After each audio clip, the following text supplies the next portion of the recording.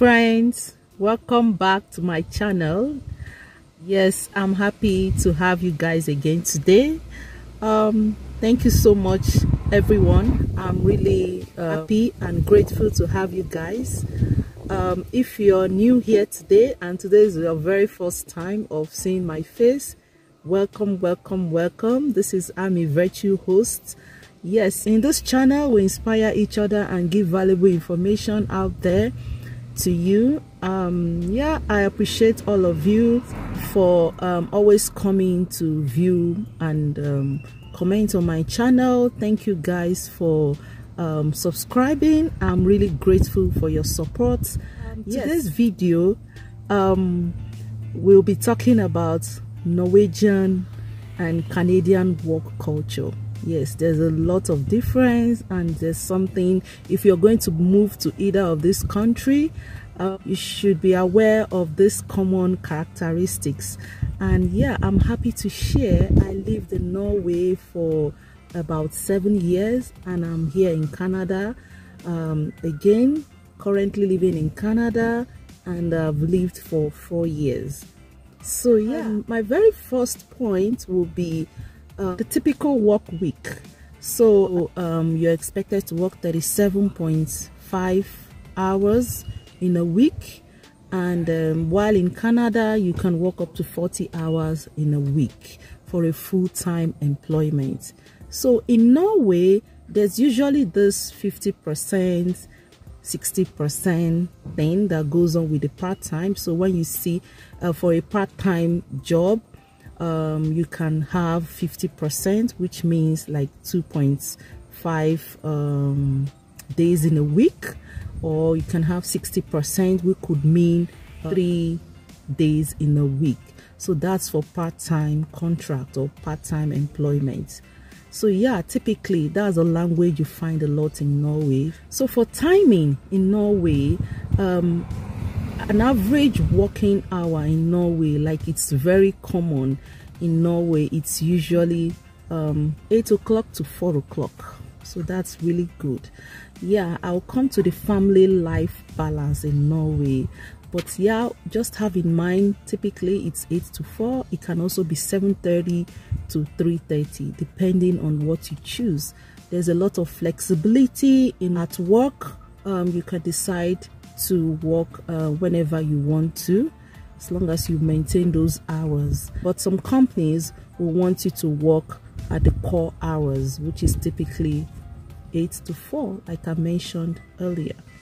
So yeah, that's for Norway. And the break time for lunch is usually 30 minutes for lunch. While for Canada, most companies will have you work for their core hours, depending on, of course, company to company, but I'm talking of the most common characteristics and yeah, what really usually happens, what has become like a culture. So for Canada, the typical timing is usually from 9 to 5. Yeah, some companies may have you work 8 to 4:30. Yeah, and that is it. Usually some companies will give you 1 hour break as well. Of course, if you're working in the healthcare sector, they work in shifts. If you're working in some other sectors, like, so I'm talking about the typical corporate working world. That's for Canada. And then so in Norway, for lunch, in Norway, lunch is usually really fast. Most of their menu are typically cold sandwiches. If you have a menu, usually there's no warm meal in the lunch menu in Norway. Some companies will have their canteen, which is the cafeteria where you can go for lunch. Sometimes some companies subsidize these lunches for their staff.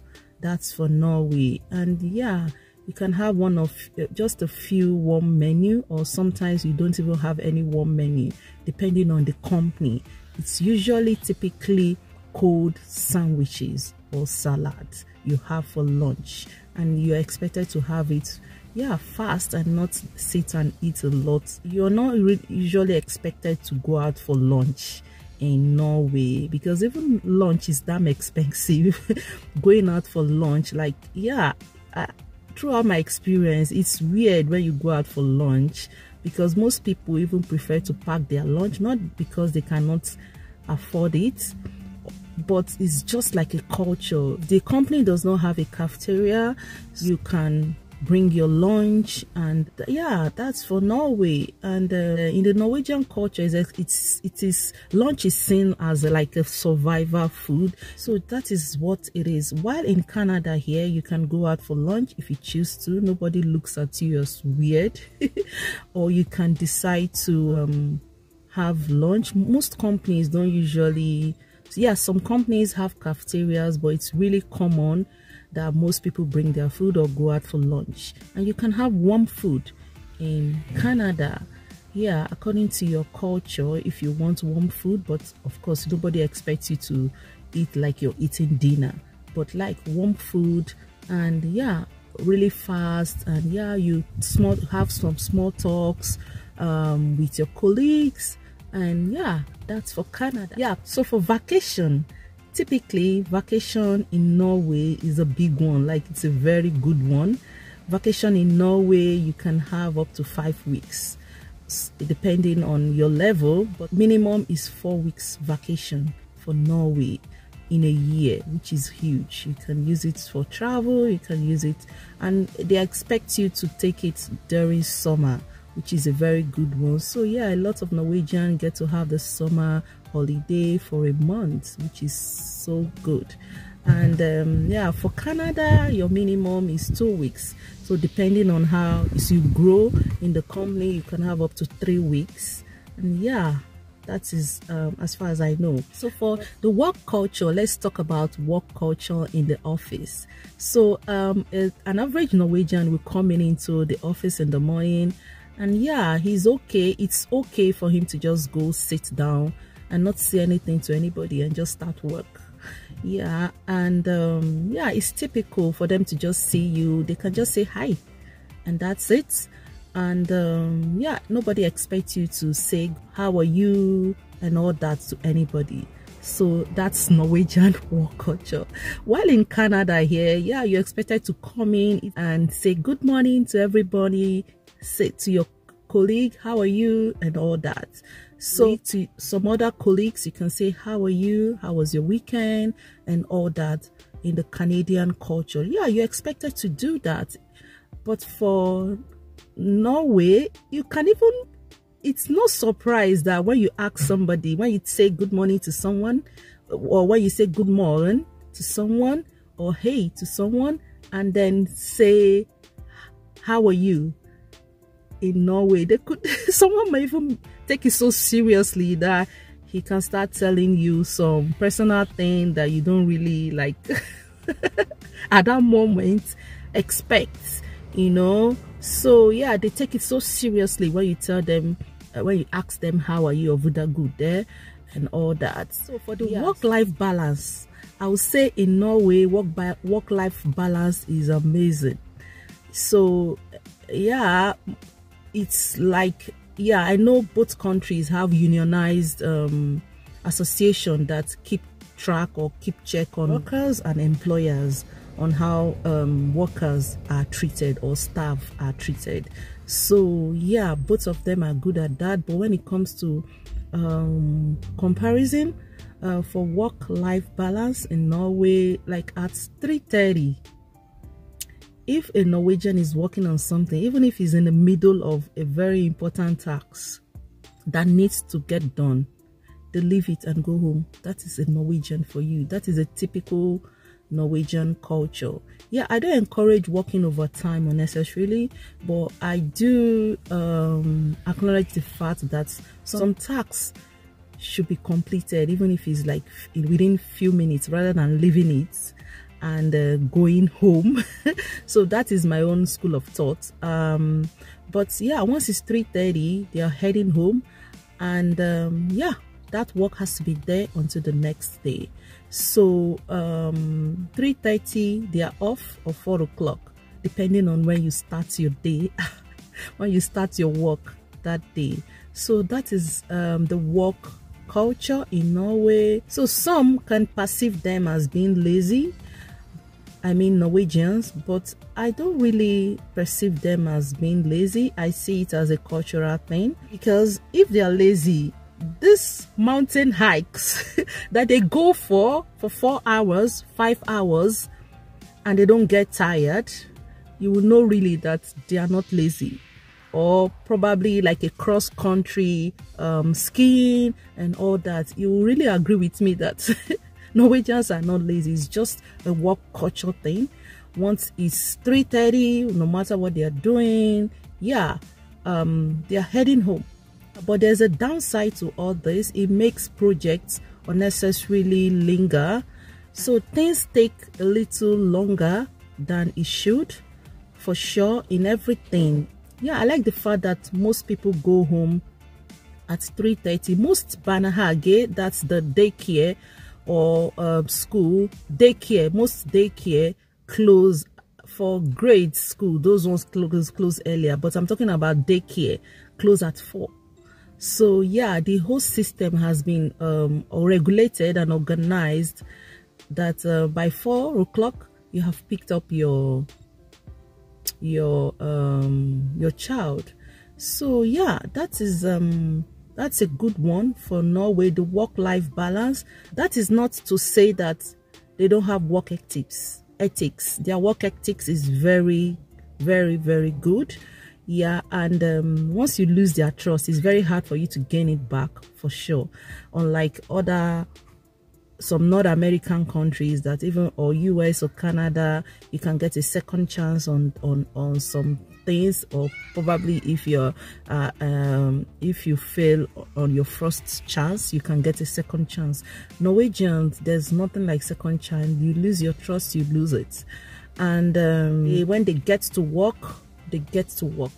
So for Canadians, they have a good work ethics as well. Yeah, they are unionized, of course. You have your rights. You have right to say no if you feel that. Of course, in Canada, you have a lot of right to say no if you feel that you're not supposed to do something at a point, as at one point or another. Point is first name and addressing in titles.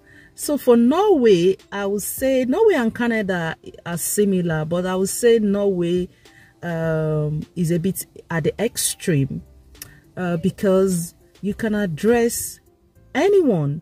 Even kids in school address their teachers by their first name.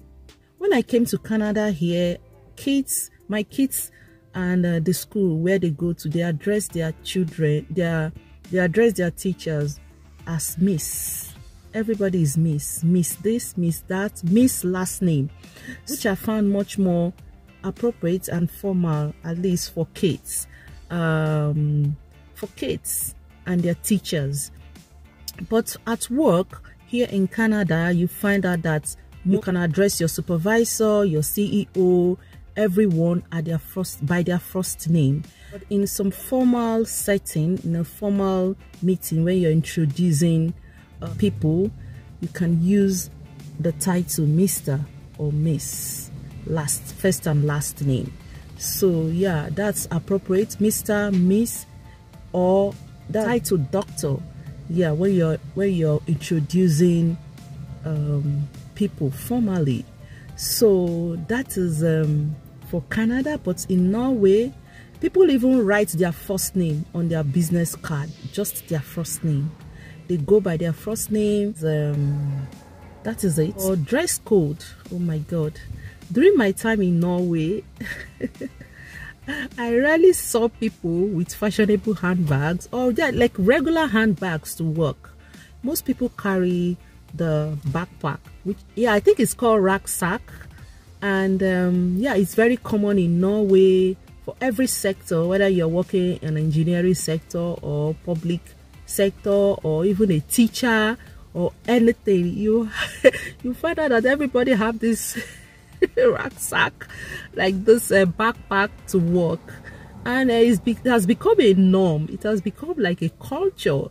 Like I don't know, probably because of the weather sometimes, yeah. But here in Canada, we have winter as well. Yeah, so I would say it's because of the weather. I would just say it has become a cultural thing. But in Canada here, you find people having their regular handbags to their office, and yeah, you dress very good, wearing their nice outfits. You know, for men, you see people have their tie to work in Canada here, while in Norway they don't. Like, it's rare for you to see men wearing their tie to work. They rather wear tie to party, and not with shoes safe. So yeah, it's just Norwegian. And yeah, for work they can just wear their blazers, but not with tie. That's if they are going to be super formal for Norwegians. While in Canada here, you can put on whatever you want to work. You can decide to be formal when you have meetings. You can decide to be very casual when you feel like, or when you think is your company's culture. Depending on your company, you just go with the flow by studying your co-workers when you start work. But it's really common to go with your handbag, wear blazers, wear suits, whatever you want in Canada. But all my time in Norway, it's very rare for you to see women dressing so formal to work. It's very rare. You rather have them so casual with their jean, woolen sweater, or during the summer, just wear a very casual blouse to work. Yeah, so that is for dress code. For Norway, it's really super casual. And from my own opinion and from what I observed. So that's for the Norwegian work culture versus Canadian work culture. So in Canada, you're expected to have small talks with your colleague. Don't stay isolated. Try as much, even if you're an introvert, try as much as possible to have small talks, not long talks. Long talks can put people off you, and they see you as a talkative. But yeah, small talks here and there, during lunch, yeah, and being nice, and always put up a smiley face. So for the both cultures, you're expected to always speak up and ask questions whenever you don't understand anything from your supervisor. It's much better, especially in Norwegian setting, than making a mistake. Because when you make mistakes and they lose trust in you, it's really very hard, you know. And if you don't have a good reference leaving one company, it could affect you a lot in Norway, because these CEOs and these employers in Norway, they know each other. So if we are in, for example, a mine or shipping industry, your CEO and your employer there may know the CEO. They may be classmates. They may know the CEO of the other company, you know, in your sector, or not even out of your sector. They know each other. They are classmates, you know, they rapport. And yeah, if you don't have a very good reference, you know, it may be very hard. If you don't have a very good reference, it may be very hard. Same in Canada as well. But Norway is remarkable. So you have to be very careful. No, they may know you once they see your LinkedIn profile that you're working on this company or in that company. So it's very important that you maintain your trust and don't try to screw up any deadline, because they work with time. So guys, thank you so much for having me again today. Please, if you haven't subscribed to my channel, please do subscribe. You will not regret subscribing, because we are growing this channel to become a very valuable channel to help you out there. And yeah, you're free to contribute. You're free to add to the discussion in the comment section below. Please don't forget to thumbs up and like this video. I'm very grateful to you for staying to the end. Thank you so much. I appreciate you all, guys. Thank you. Have a wonderful one, and see you in the next video. Bye bye.